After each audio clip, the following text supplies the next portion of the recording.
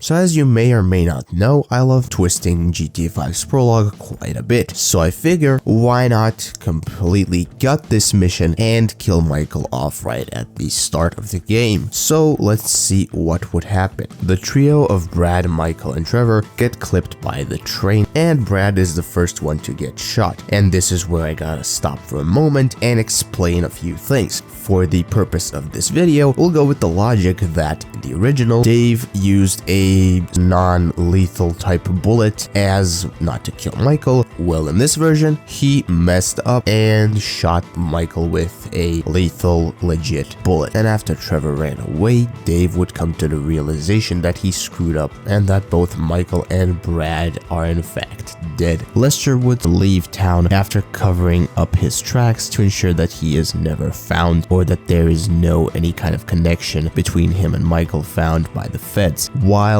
also continuing to keep tabs on Trevor for the next few years, just like he did in the original. As for Michael's family, they would likely stay in North Yankton, and maybe Amanda would at some point meet Dave. Maybe Dave would tell her that the whole thing was an accident. However, she would understandably get angry, and she would definitely believe that Dave was the one who set Michael up, that it wasn't an accident, when in reality it was. Dave just messed up, but of course she would never believe that. However, not all would be bad for Michael's family, as Lester would, before leaving town, give all of Michael's stashed money that he took over the years, which we know that amounts to at least a few $1,000,000, which if it would be properly managed could last them for a long while, maybe even their entire lives, but I'm not gonna go that far. And I truly believe that this is, as messed up as it sounds, really good for Michael's family. I kind of feel like they would be forced to manage the money better. And also in the original, if you recall, Michael does mention in a hangout that they were more normal back when they lived in the Midwest, so in this reality they would never move to Los Santos, so there's also that to consider, even though that's kind of shaky, but whatever. And also consider one more thing, they would in general have more money because all of Michael's stashed millions would go right to them, but also they wouldn't live in an expensive city like Los Santos in such a luxury mansion. I imagine that they would more likely than not live in a normal sized house in the Midwest. And also one more thing you gotta consider, basically Michael would not of course be paying off Dave every month, and we do know in the original that over the years Michael's been sending at least $10,000 to Dave's bank account every single month, which if you add that up would be over $1,000,000 in a span of 9 to 10 years. And of course they would never see Trevor again, so I guess that's kind of a plus. I don't know how you want to see that one, but it is what it is. They would, like I said, probably live out the rest of their lives in the North Yankton area. But what would happen with Franklin and Lamar? Well, we do know that the complications mission would never happen, so it's likely that they would continue working for Simeon for a bit longer than they did in the original. However, things would get very complicated when Franklin and Lamar kidnapped the in the mission Chop, and especially after the long stretch mission, because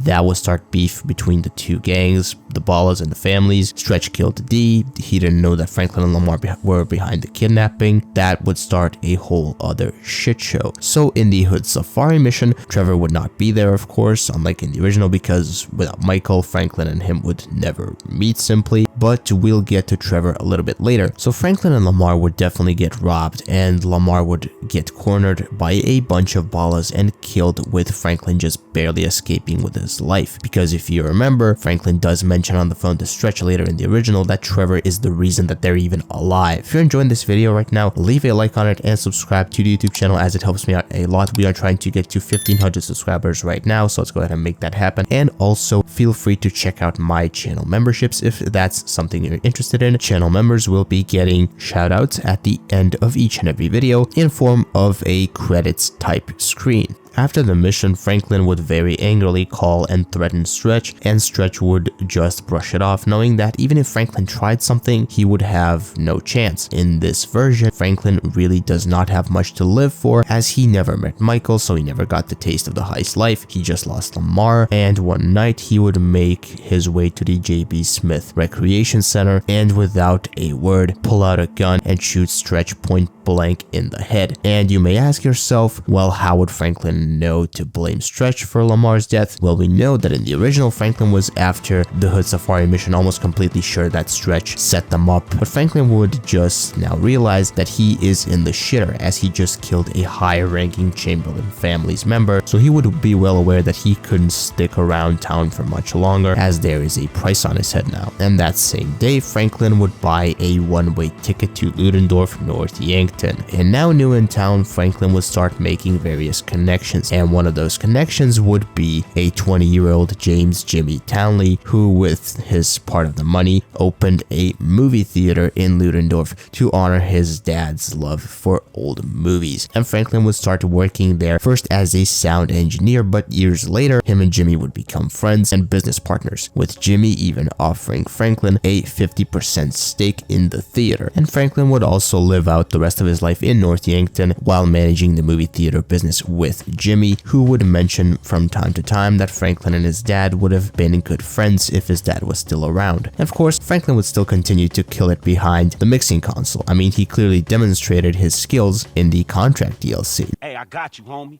Come on, man, give me a beat, nigga. Oh, shit. Fuck.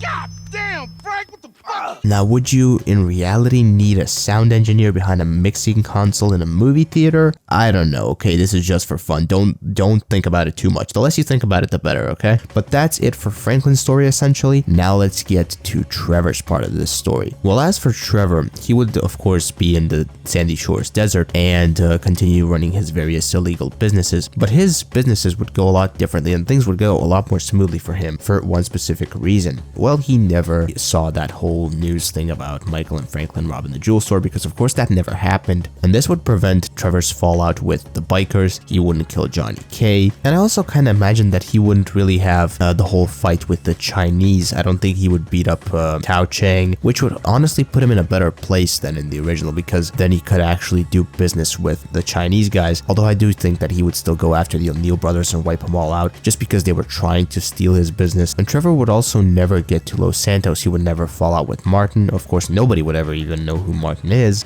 but Trevor would never even be in Los Santos because he would never get those emails from Dave pretending to be Brad because both Brad and Michael are dead. There would be no reason for Trevor to ever go to Los Santos, so he would just stay in Sandy Shores. He would never meet Franklin. He would just stay in Sandy Shores, like I said, managing his various businesses. And as for Lester, in the end, he would still do the shit that he does with the GTA Online protagonist, and Trevor would of course never have to worry about the feds wanting him dead because they wouldn't likely even know that he's alive because he's so off the grid. And when you think about it, the people that would benefit from all this the most would definitely have to be the Triads and Devin Weston. And that's basically it for this What If. I know this one was kind of weird and kind of different from the ones that I usually do, but I wanted to do something different. This was more of a Franklin story. Again, I wanted to change things up a bit, make a little bit more of a happier ending than I did with the last few What Ifs, but I hope you enjoyed this one nonetheless. And I think that from this one, we definitely learned how important Michael is to the whole story of GTA 5. I would even go as far as saying that he probably is the main character of that game, regardless of the fact that we have 3 playable protagonists. I think the story in itself, the whole thing centers around him the most.